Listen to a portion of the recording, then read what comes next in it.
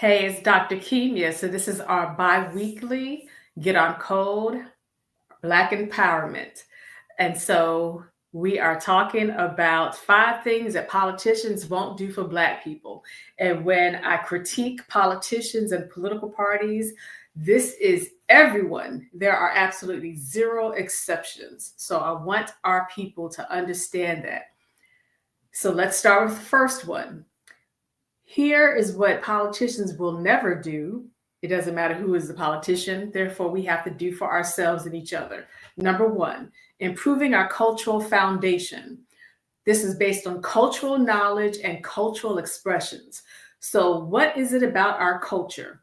About a month ago, Brother Varner and I talked about what does it mean to talk about Black cultures and how is it artistic expression? How do we have sciences, mathematics, medicines, and all types of approaches that we have created as a people? What does that really mean? And how are we teaching that to each other to understand that amongst each other? As Harold Cruz explained, and other Black trailblazers have explained, that culture has to be the foundation of our people, has to be the foundation of our people's understanding, has to be the foundation of our people's development. If we don't know about ourselves and each other, if we don't know about our history and our history before oppression and our history that exists despite oppression, then we will not have cultural knowledge and we will not know how to express our culture. So cultural expression includes when people oftentimes try to minimize Black culture. They try to minimize our language expressions. They try to minimize our writing. They try to minimize our music, any form of art. If you learn the history of our people, including during the Harlem Renaissance, before then, after then, I also share writings regarding when W.B. Du Bois, who was also an artist, and all of those different ways of using artist propaganda as compared to what Elaine Locke said, that art is just a form of expression. It doesn't have to be to send a message around. So those different components of expressions and articulations for a larger cause are parts of our culture that can oftentimes be debated, but we still have to learn about the culture. Okay, next slide, please. The second component, improving our community and collective foundations. So this is community action. So there's a lot of research. We're talking about centuries of research regarding Black culture and Black communities, which of course uses family as a foundation, and then communities, collectives. This could be small collectives of our people and also can be actual organizations that exist. So what does it mean when we have these communities? There's research that talks about Black economic development, Black education development, and Black health development. And we're not talking about conspiracy theories. We're not talking about falsehoods. We're talking about real factual work that our people are doing to improve our health, our education, our learning, our reading, our writing, and our economic development and saving money, building money. These are all different resources that we are developing as a community. So when you read research, there's some new research that has been published in 2024. I'm going 10 years ago. That talks about, when we talk about how Black people can become more successful, it's not just being successful in the workforce. It is how we prepared for school, how are we prepared for the workforce, and that's community foundation. The next slide, please. The third one is teaching ourselves and teaching each other. So that's one thing that I always talk about for everything. Reading more books, reading more journal articles, reading more journalists' articles. So journalists are doing different writings, listening, learning various perspectives and various solutions. I always tell our people, our learning cannot start in the schools. That's preschool, kindergarten, K through 12, colleges and universities. We have to learn before we even go into these places. Because if anyone thinks that we know nothing in our families, we know nothing in our communities, we know nothing in our cultures, as if everyone else owns knowledge and they give it to us, then that is constant disaster. Unfortunately, most Black parents will tell you that they themselves do not read. Some Black parents will say that they read through school and now they don't want to read anymore, or they'll say they're too busy to read. So if that's the case, then we have to understand that we cannot be shocked when learning is not happening in schools. The reading has to be going on in families, and the discussions have to be going on in families. And then that shapes our communities, that shapes our collectives. And this gets into various perspectives and various solutions, which means there's not just one perspective, there's not just one approach, there's not just one categorical distinction, and there's not just one solution. If you learn the history of our people, you can look at it globally, you can look at it nationally, you can look at it locally, wherever you're located. We have various viewpoints. We have common denominators as a people. We have commonalities, but we're not all the same. So one thing that our people love to preach, we love to say, we're not a monolith. However, we have a tendency to falsely depict ourselves as a monolith when people talk about varying socio-political views and varying views of morality and standards, and also various solutions. Therefore, if you really think that we're not a monolith, you have to be equipped to read, learn different approaches, and stop throwing things into certain categories and trying to say that that is a false narrative and false solution just because you put it in a different category. Instead, chill out for a little bit. Like EPMD said, you got to chill. Instead, just chill out and say, okay, this is a Black person whose background is different than mine, whose viewpoint is different than mine, who's proposing a different kind of solution. Okay, instead of me jumping to the disagreement, because especially if the disagreement is popular on social media and the news, instead of jumping to that disagreement, let me see some commonalities. What can we pull from each other's approaches and tie together for solutions? Because that's what our people have had to do for centuries. And that's what non-Black people do when they're looking for solutions for their people. They don't abandon so quickly just because there are disagreements. Next slide, please. All right, teaching ourselves and each other goes back to what I was saying again, reading more, listening more, learning more. It's okay to debate. Disagreeing and debating from a factual standpoint, and not just it's my opinion, therefore, or not just because it's true, just because I say it's true. Know how to explain the pros and cons, know how to challenge something, know how to critique. And when I say critique, that's critiquing everyone and everything, even if you were taught to believe it, even if you were taught to receive it, even if you were taught to deceive it. I'm just trying to rhyme at this time. You have to learn the pros and cons, the challenges, the critiques, even if it's your family, friends, anything that exists. You have to know that you can't just hold on to something and say, I'm going to believe this just because. Because if you want to do that, that's on you. But once you release that urge to the rest of our people, and particularly to me, you're inviting a response that's going to challenge you, that's going to ask for evidence. So the same way I'm going to ask for evidence from you, we need to ask for evidence from decision makers, people who have power to make decisions, people who get your taxpayer money, and politicians. But we cannot challenge anyone, including our own people who are decision makers, if we ourselves don't know how to integrate facts, who don't know how to develop our own concepts, theories, research, and actions.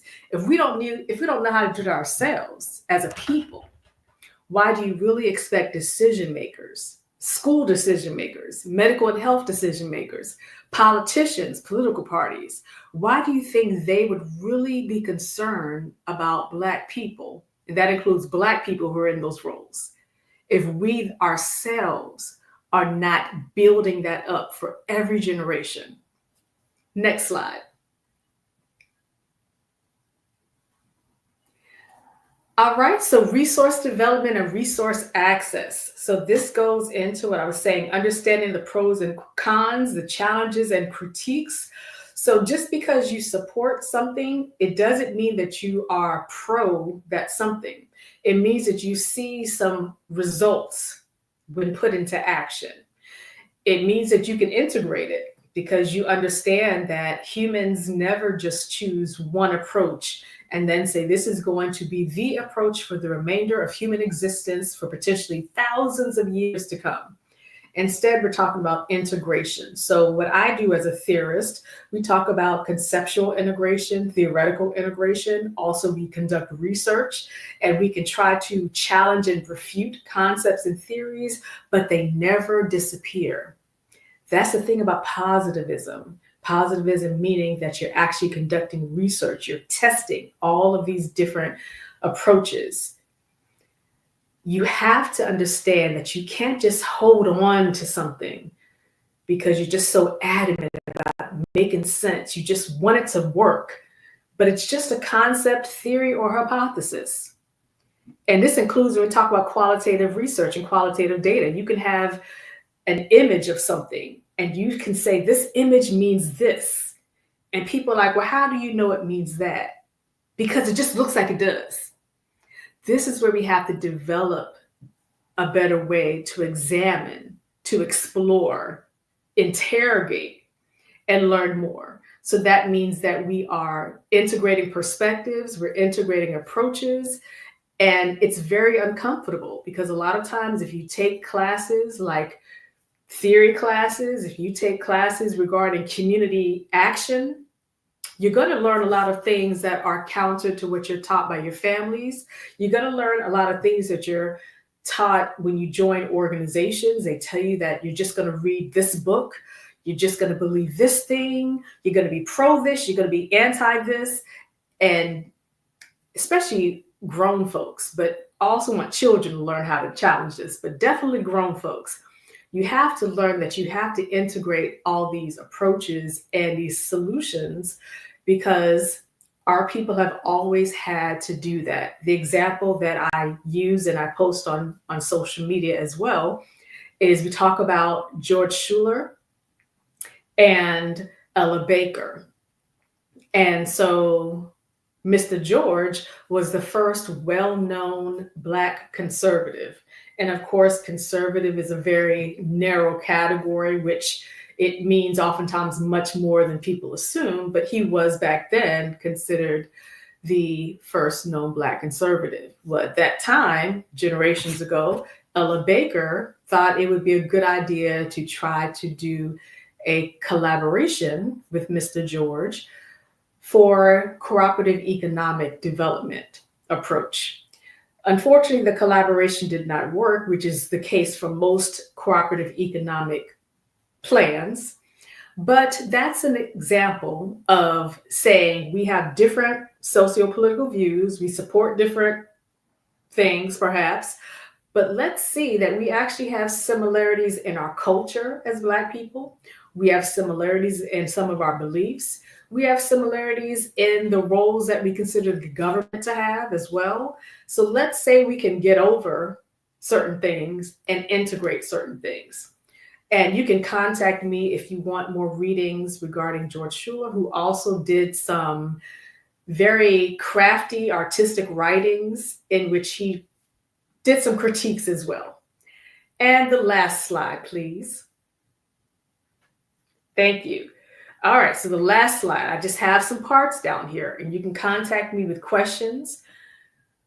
So the first part, and these are not questions, that's why you don't see question marks there. The first part, what was gained and lost through desegregation and racial integration?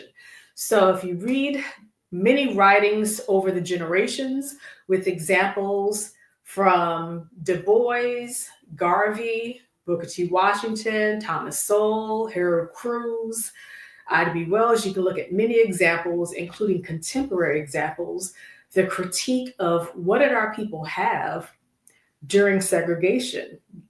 Yes, forced segregation is horrible. However, when we're talking about developing our inner world is highlighted by many Black trailblazers. And when I say trailblazers, I'm talking about people who are well known, and many people, most of whom are not well known, but you know them in your families and in the communities. So many of our trailblazers have addressed the development of our inner world and what it meant when we really did not have the ability to self develop and collectively develop, because a century or so ago, we were told to focus on desegregation and racial integration. That was the emphasis of the NAACP, which is one of the reasons why NAACP terminated co-founder W.B. Du Bois. So if you get so focused on racial integration and desegregation, instead of looking at it in terms of a form of liberation, Black power, instead you're looking at it more as exaggerating assimilation. And that's one of the components of Black people in USA for centuries, is that as trailblazers for centuries of racial justice, we've oftentimes had to reduce our Africanness, to reduce our Blackness. And that's the coexistence that you'll read about when reading about Du Bois's double consciousness, the veil, wearing the mask, all these different terminologies you'll see that Du Bois used, Paul Laurence Dunbar. Also, if you look at Sam Greenlee's Spook Who Sat by the Door, which if you need help finding the book and the movie, you can contact me regarding that. So what does it mean to have all of that? Also, people such as Thomas Sowell and other people talk about segregation actually forced us to develop our own pharmacies, to develop our own schools, to get better in these resources without the same outside force and without the same outside saviors that we have been told, unfortunately, to rely upon. And so what does it mean when we go into desegregation and we're told, well, you all are welcome back now? And unfortunately, culturally, that's the brainwashing that says you're now welcome back and you don't have to self-focus as much. So that was one of the components that Booker T. Washington had that differed from W.B. Du Bois. Booker T. Washington was a proponent of some components of segregation because it was based on the notion that we will develop ourselves if you exclude us. And we will prove that we are more than qualified to have all of this. Whereas W.B. Du Bois was like, he wanted to kick in the door and not have any segregation. All right, so I went through that one, and that ties to the affirmative action component. So Brother Varner and I talked about affirmative action about more than a month ago. And so this is where you understand what is gained and lost through affirmative action. And Derek Bell also addresses the issue of affirmative action. At the intro of affirmative action, there is benefit for Black people's entry into schools, particular workforce development. However, the loss is that affirmative action has always mostly benefited white people, especially white women, because you're looking at gender disability access as well. And so the notion that affirmative action has always been for Black people since the 1980s and has always benefited Black people is false. So here's one thing I want you all to consider. When politicians and schools and other places claim they're going to get rid of affirmative action, and it's in the law books as getting rid of affirmative action, I want Black people to think critically. What is your outrage for? Do you have any evidence that affirmative action has been effective? The answer is no, you don't have evidence that affirmative action has been effective, because it's based on this falsehood that if you open the door, we're here, we're blossoming, we're successful, things are going very well for Black people in particular. And that's just not been the result of affirmative action. So I really want our people to redirect our energy. Instead of allowing news stations, social media, and particular organizations and collectives to tell you to fight the power for things like affirmative action, instead say, is there something else that we can fight the power regarding? Because affirmative action has not had the lasting effects. It can have an effect 30 years ago, but what are the lasting effects? Okay. So that also ties into DEI, anti-bias offices, trainings, and formal statements. So when I first started my business 10 years ago, doing the consulting work 10 years ago, I always use the motto, not your typical diversity training, because I cannot stand diversity trainings, DEI trainings, bias trainings. And I would also have meetings with DEI offices, and I would tell them that the work that's being done here at these trainings, it's mostly to do surface level improvements, which is also done when there are formal statements written and released that says we represent diversity, we reach everyone. So this is where I want Black people to understand, if we're talking about justice, if we're talking about access to resources, and that includes race, which correlates with gender, which correlates with sexuality, which correlates with health,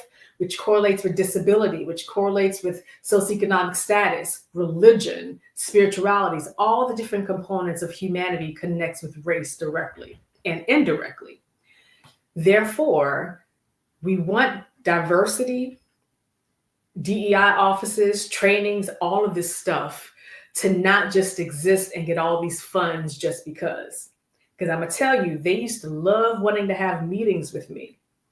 But then they would say they don't have a lot of money, but they have thousands of dollars to hire speakers and trainers who are famous to talk, but not famous for actually doing policy changes and other work that actually does evaluations to prove outcomes. In other words, for Black people, do not be outraged when they say these politicians are going to get rid of DEI. You instead need to ask, has DEI really been effective? Have you all wasted time defining racism, sexism, ableism in these trainings without real results? And real results mean that you can't just make a quick change and then the moment there's outrage over the change or a new politician in office, the change goes backwards. That's why evaluations and assessments have to constantly be done. If you all think a change happens, like disability access, you can't just grant disability access and then a new president in the school says, I don't want disability access anymore, and then it goes away like it didn't exist in the first place. I want our people to understand nobody can ever tell us to support anything that's just existing without being evaluated for what it's really going to do. So do not be outraged over politicians claiming they're going to get rid of stuff if the stuff has not really had an impact that it's claiming to have. Has it really increased student representation in terms of access to resources? They can't just throw us in as numbers. That's what a quota is, like when they put us into neighborhoods. Those are all numbers. So putting us into schools is the same thing as when they throw us into certain neighborhoods. They put a certain number in, but they say we're not going to change the services. We're not going to change the resources. And they're not going to really improve anything. So that's a threat because the decision makers will blame politicians for getting rid of DEI, but then the politicians will apparently control the decision makers enough that the decision makers will stop doing the job that they always bragged about having in the first place. And that's why I want y'all to hold these decision makers accountable. Instead of always being shocked by politicians, say the decision makers who wanted us to be so proud of them for DEI, bias trainings, all these offices that they got all these fundings for, these official statements that they always released. Now they're claiming to be helpless and hopeless. Same thing we talk about books being banned. All these school decision makers all of a sudden are helpless and hopeless because they've got to get rid of these books. And oh my goodness, what do we do? This is an example that Black people have to understand. If we're just told to go based on whatever we're told because people have to save their jobs instead of investing in us in any way, then we need to self-invest. All right. And I'm just going to go through these last points here: when to prioritize race and when to prioritize non-racial identities and experiences with racial implications. So race, when we talk about race first, when we talk about all these issues where race is the central focus or the top of the line focus, that's also something to understand when it pertains to certain issues. So when you read like William Julius Wilson and other researchers, writers, and community activists, you will understand that there are times where collaborations and actions require that it's not the race first as a center. Instead, it's like talking about socioeconomic status, talking about health access, talking about issues like environmental injustice. And the idea is that race will be the factor that connects with it.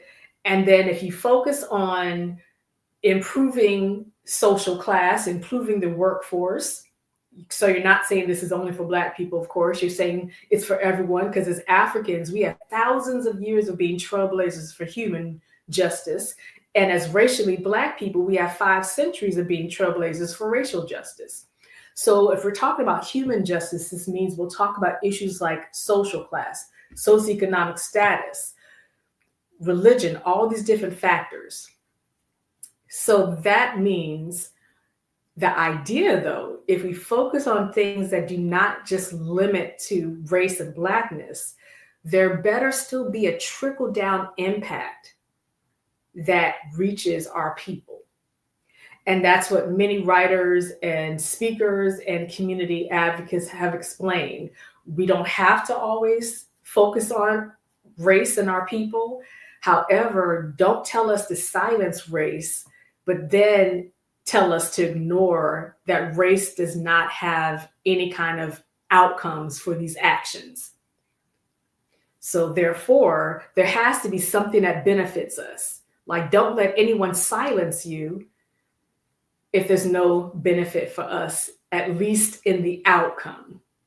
Okay, you can contact me if you have questions about that. Last but not least, be a well-researched, knowledgeable taxpayer, voter, and societal engager in terms of being active. I tell people, do not trust politicians, do not trust political parties, do not trust government offices. It doesn't mean you're a conspiracy theorist, okay? It doesn't mean that you trust scammers and con artists elsewhere, but just don't go based on campaign promises. So when we're talking about being taxpayers, we talk about being voters. For people who do want to vote, either way, I want people to be involved in action. Even if you're not voting, be involved in another way. But don't just go based on campaign promises, because when they do campaign promises in their speeches and on websites, they bank, literally and figuratively, they bank on people not researching the issues. So this is why I encourage, again, our people to do research, to learn more. Do not just trust campaign promises. Do not trust their declarations of success. So a lot of times people in political office, whether it's the mayor, the governor, the president, senators, school decision makers, they will claim it's because of me that the economy has improved, or it's because of me that crime has reduced. Well, that's not how that goes, okay? Economy has changed, ups and downs for various reasons. Economy changes for health shifts. Economy changes for global reasons. Economy changes for various reasons that might have absolutely anything to do with that politician.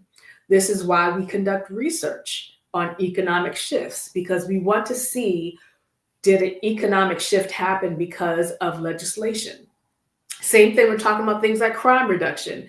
It's very common for politicians, mayors, governors to say, well, and police officers, police departments do this as well. They'll say, well, because of our change, because of what we did, crime has declined. Particular types of crime has declined. Again, this is why in our fields, we do research again, because we talk about tiger prevention. Tiger prevention is when you say there's not a tiger in the street because I made a law that says there's no tigers in the street. Guess what? There's no tigers in the street anyway, because tigers better be someplace else, regardless of your law that you put in place. So that's why we can't just go based on decision makers and politicians claiming that they're the reason why some good changes happen. They might have had nothing to do if that change happens, even if they sign legislation. So this is the last but not least thing. When you go to government websites, whether that's the mayor's office, the governor's office, the president's office, senators, wherever these websites are, one thing you'll see is a long list of all this signed legislation. You'll see videos, photos of people around the desk of a politician clapping that a legislation is being signed. Guess what? Signed legislation does not mean it's going into action, and does not mean it's going into action as promised, and does not mean the results are what were expected. This is why I tell people, do not ever go to a White House website and say, this president was so awesome. Look at all this signed legislation. You need to research the legislation, see whether it was put in place, see whether there are results to prove that this was more than just a signature to use for toilet paper, okay? This is where we have to, again, remember there are 5 things that politicians won't do for our people. We have resources to do some things ourselves. We can still, of course, integrate different approaches. We still need to use what's paid through our taxes. So it doesn't mean we're abandoning government resources. We're not abandoning politicians. It doesn't mean you're abandoning voting or anything like that. It means that you don't have to go into there acting all excited like, oh my goodness. Instead, go into there being informed, being intellectual, and don't be easily impressed. And don't be easily amused either. Don't let these politicians dance for you. Like, that's just one of those things I don't understand. Why these politicians think they can dance for people, for Black people in particular, including Black politicians. We need more than that. Because we clap. We need more than that. We clap. We clap. We give them the stage. Mm-hmm. Yeah. We give them the dance floor. We give them the song. Yeah, and that's every political party. Every political party and every politician knows that when they're going to speak with Black organizations, Black individuals, that what do? You put hot sauce in your bag. What do? You play the saxophone. What do? You start speaking some Black vernacular, including if you're not Black. What do? You start to know a rapper. Because it's based on this notion. I mean, most people do not read, but particularly with Black people, it's insulting and it's demeaning.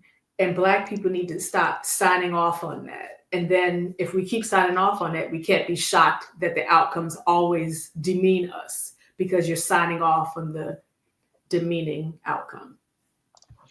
Hey, salute to Emmanuel Briggs, who says, agreed. Great information. Thank you for this. Should have been millions of people watching. Well, the good thing is, Emmanuel, you can share this. You can share this with millions. You know, Doc is dropping the knowledge. You can share this with millions. And I think it's kind of intriguing. I want to go back to improving our cultural foundation, cultural knowledge and expressions. I think sometimes we over-index in this area, and that's one of the and we fixate as well. We over-index and then we fixate in the expression piece, and I think that's I like saying the phrase "the banana in the tailpipe." I think that's the banana in the tailpipe for us. What say you, Doc? Do we over-index in that area? Do you mean we do too much culture? You think we do too much cultural emphasis? No more invites to the barbecue. Thank you, like like we say, hold your own nuts.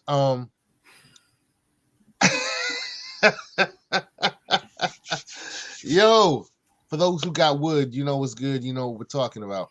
I think we kind of fixate on the expression and being cultural and saying things, and because of that, we can have politicians that say, oh, I feel you. I feel your pain. Mhm. I see exactly what you're, and because of that, like, Mhm. we're going to do everything for everybody, even Mhm. though we're going to start with saying that here's a problem that's impacting the Black community. And to fix it, we're going to help everybody. Mhm. And a rising tide floats all boats. And I believe that a rising tide floats all inequities. Mm. Mm. Ooh, I mean, there's so much to that. Yeah. So, and this is another thing, what it means to easily satisfy our people. Yeah. We're just presented, that's a component that is centuries, that we are just an easily impressed people. We're quick to invite people to the cookout. We're just quick to be impressed. Um, and that's just, but here's the thing, here's the sad part. We're quick to be impressed by outsiders. We're quick to be impressed by Black politicians, but then we're quick to diminish, minimize each other. So the average Black people are quick to minimize each other instead of saying, let's collaborate to challenge the real decision makers. So this is where the cultural development, the cultural expression, understanding our culture can be artistic expression. It could be a learning expression.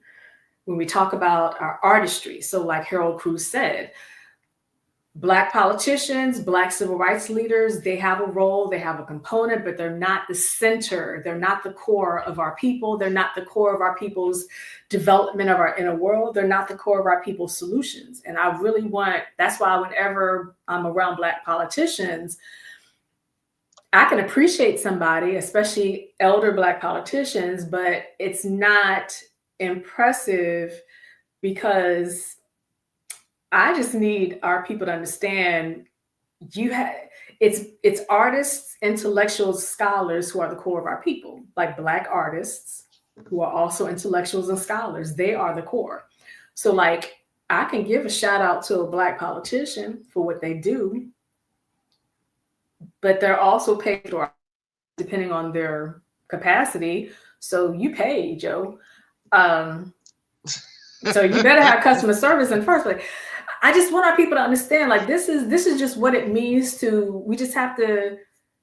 Again, it's not a popularity contest. Like, and one thing I also want our people to know is that these politicians, we can talk about the Democratic Party in particular, they love announcing that they play across the aisle. And I'm not part of any political party because I Oh no, critique all of them. Yeah. that's for the Dems. That's for Republicans. Yeah. And then for everybody else too. Well, yeah, because like when Harold Cruz was a proponent of us creating our own political party, but even then we'd have to critique that because you can't have anyone in a role and then they think that now they're immune to being critiqued just because they were created by us. So everyone can be critiqued. But that's just something to understand when politicians, particularly Democrats, they pride themselves in saying, we collaborate across the aisle, blah, blah, blah, blah. So this is why I tell Black people, if they really collaborate across the aisle, you should vote across the aisle as well. Like, ooh, so I always ooh, just say I don't believe in giving politicians freedom to collaborate across the aisle when it's just one political party that's been voted in every role. Instead, vote across the aisle. So therefore, y'all gotta hang out. And by the way, I just truly want our people to understand that politicians collaborate in many ways. They collaborate for wealth building for themselves. They collaborate for wealth building for their families. They collaborate on vacation time. So they might preach to us that they hate each other. They preach on news stations and so forth. But trust me, trust and believe. These politicians in the same political party and in different political parties, they're not opposing each other the way that they try to depict themselves to oppose each other. Because and if you were to call them out on that, they will say, "Well, this is a democracy." They say with a shrug, right? This is a democracy. So this is where we have to understand, like, a lot of people are battling for these politicians. Do not ever battle on behalf of politicians. Like, don't fight anyone on behalf of politicians. Don't break ties with anyone on behalf of politicians. Don't try to ruin anyone on behalf of politicians. These politicians don't care about y'all either way. They are collaborating with the people that you hate. And every politician has a compromise. Like, every politician that's doing something good for people, including good for our people, they've had to compromise in another way, which is how funding happens. So they'll say, okay, we need more funding for this, but we'll get the funding from this, but we'll release more funds to the military in Sudan. So there's always a compromise. Well, so we need to do what KRS-One did to PM Don. Get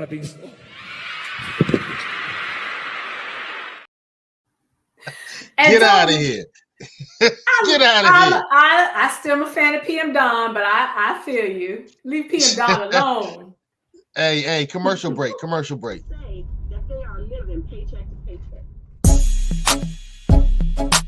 You will be wealthier. My wife and I were flipping our first house. When you shift the way you see things, then your life is going to shift.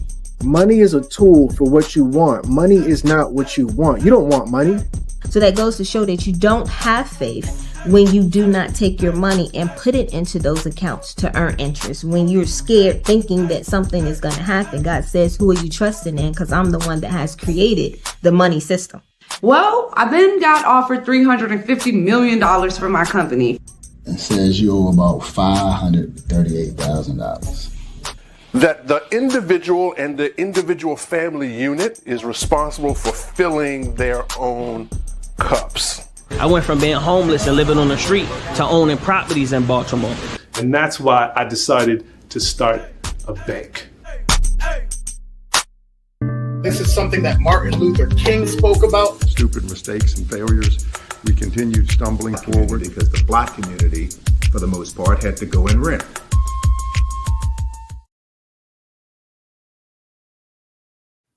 Right. Emmanuel says, right, the public service is supposed to serve us.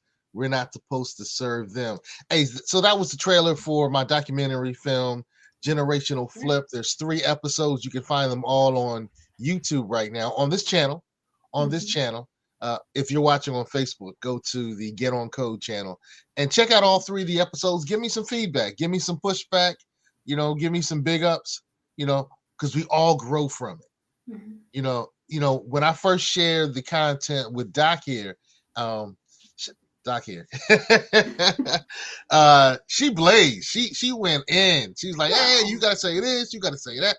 And because of that, I was able to improve and add some content to episode 3 that I think kind of rounds things out, because you can't put everything in one piece, but it's important that we bring certain pieces to the table. So we want you to watch it, give us some feedback, give us some thoughts. So if they're big ups, we love them. If they're critiques, we even love them more, so we can make sure that we include information that's really going to help our people. Hey, Doc, I think you put out a killer this time. So Code Keepers, classmates, hope you took notes. I took notes. I don't kill unless we're talking about a hip hop battle. Okay.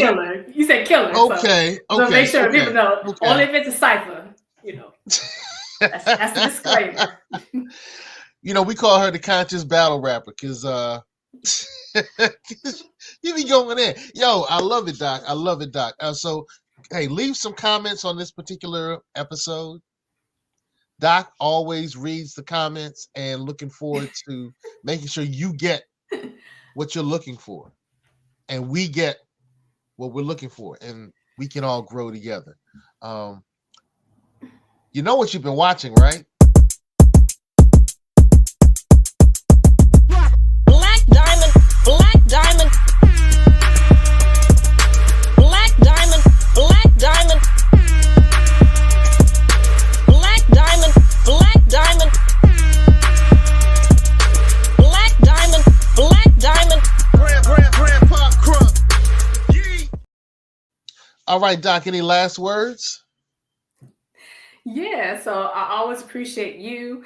And by the way, I did not do a huge tear down of that episode. I just was explaining to you when you were talking about the documentary and everything. I was just explaining because, we have a lot of Black radicals who are so anti-establishment, and they think that anti-establishment means you cannot have economic growth discussions and wealth building discussions. So I really want your work to reach the span of our people, many of whom are skeptical, which is why when I do presentations, I talk about how Huey P. Newton, Marcus Garvey, and other key radical figures also talked about economic development and wealth building. A lot of people don't realize that they think Huey P. Newton was just tearing down capitalism. There was actually more to it than that. Same thing with Marcus Garvey. So we want our people to understand that radicalism does not mean that you're pretending to just backpack across Europe. There's actually more to it. Understood. It looks like we may have a leaving us comment, and that's Emmanuel saying great shows. Thank shows you, plural. Got an S. Look. Got an S. Yeah. Shows plural. Co-keepers, keep watching, keep learning. And Doc has her email address, and I've shared it before. So I'm gonna put it on the bottom. And I spelled it with a lowercase I. That's an inside joke. Co-keepers. Hey, we'll talk with y'all later. Peace.